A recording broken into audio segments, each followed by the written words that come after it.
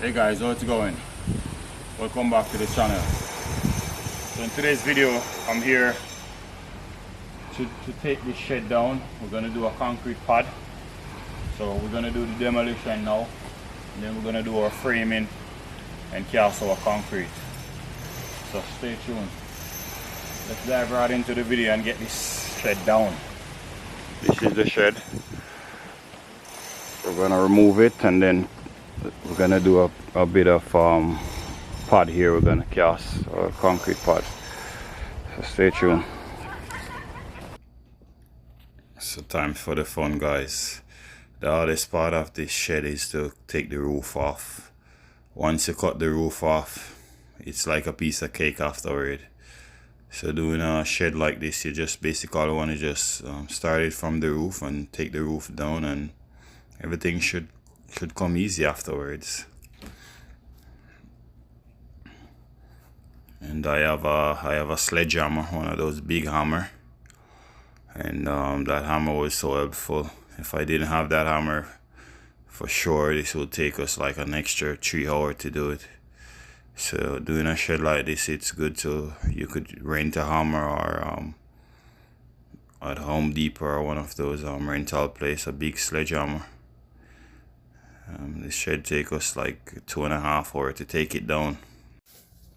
So here we are preparing to throw our gravel. We're just removing the loose dirt from the, and then after we thump it, and you want to thump it and then you sprinkle water over it to make sure you get all the loose dirt out of it. Here now, I think I put in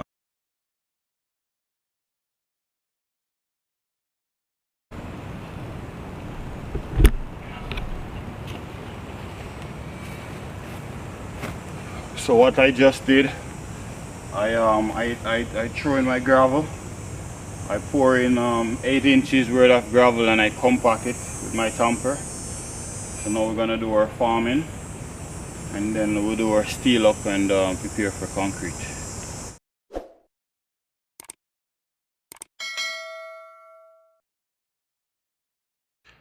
So there I'm measuring my my slab. This slab is 13 feet 6 inches by 7 feet 6 inches. What I'm doing there now, I'm joining the board together because that 2x6 that I have there, it was 12 feet long. I bring it from one of my previous job that I recently do some concrete, so just reuse it instead of to go back and buy a 14 footer.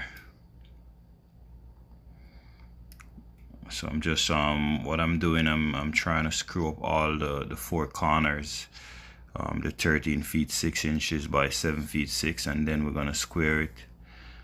We're gonna use the hold method, 3, 4, 5 method. We're gonna measure 3 feet on one side and 4 feet on one side, and once you measure across, you should get 5 feet, and you know that you're perfectly square. That's there I'm doing the 3, 4, 5 method to make sure we are perfectly square.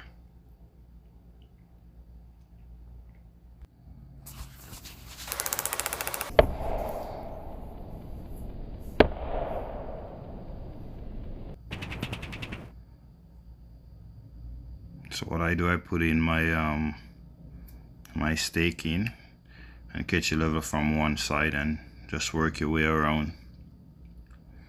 This lawn is on a slope, so what I have to do after I catch my level, and there I put in my wire inside, and then I'm gonna reinforce it with some steel.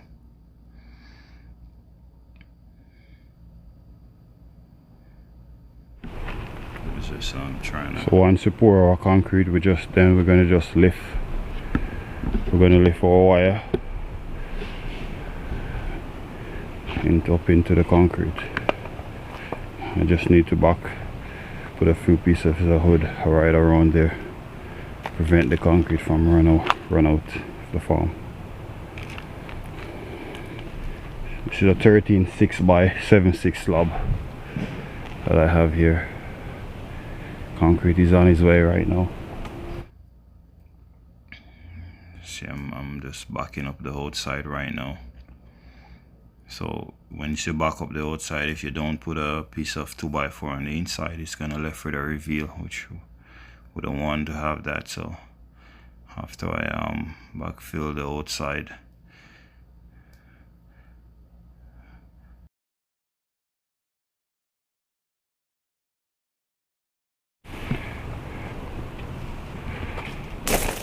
so on the outside, as you see, I use some 2x4 to block it up, and then on the inside I put some just to so that we don't have a reveal on the inside. So that's basically it. I just reinforce it in the middle here with some 1/2 inch rebar. here the concrete is on its way right now, so I'm just preparing. We want to wet down gravel. There we have the first load. And man, the distance was so far pushing this concrete around. It's there I use my vibrator to get it. It's very important, guys, to rent a vibrator if you can. It's helped to prevent the crack, in my opinion. It kind of band the concrete together. So this slab is our own. It's as you see, the farming is 2x6 that we use. It's around 6 inches at the front, but at the back section there it's a bit thicker. There's the slope of the line, and we didn't have sufficient gravel to catch the level. The concrete that I'm using here, it's 3500 psi, so pretty strong concrete. And for the wire, you want to go every now and again and lift it up from the gravel. You probably don't see it when I do, but I lift it up a few times. So every now and again you go and you lift it up. So there I'm using my squeal, and I'm using my my float as well, because you don't want the concrete to go off on you. So yes, I know most of you guys may say, no, how come he's not using any bow float? Well, the reason why the day when we cast, I didn't plan to cast that day, and I didn't have my bow float in my truck like my other tools them.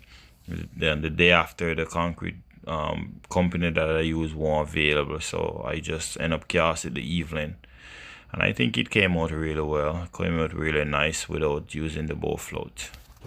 Hey guys, if you're getting value from this video, go ahead and give it a like.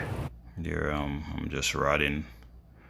You just basically want to hold down your rod on both sides of the farm and just rod it. So there I'm using my 14-inch magnesium trowel. Okay guys, so finishing the concrete. So tilt it to the direction that you're going. So you have to tilt it. If you don't tilt it, then it's gonna stuck, you see? So you have to lift up one hand to the direction that you're going. And when you're doing the finishing, you slightly run your hand over it.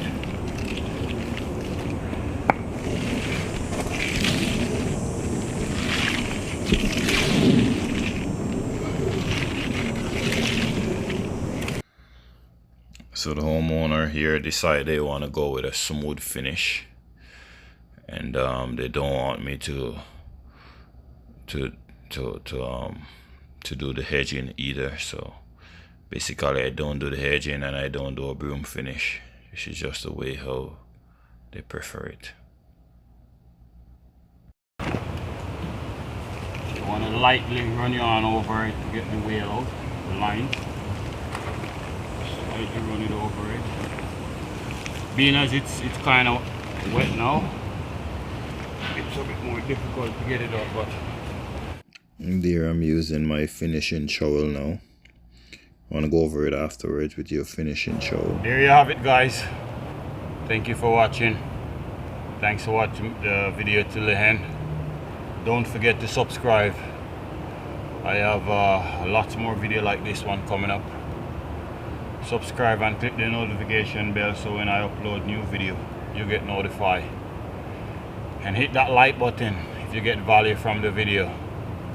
Until then guys, thank you. I'll see you in the next one. So that's the finishing look. The homeowner love it. I think it came out really well. It came out really nice. As you see at the side here, the vibrator really helped with the honeycomb. So it's important to rent a vibrator if you're doing something like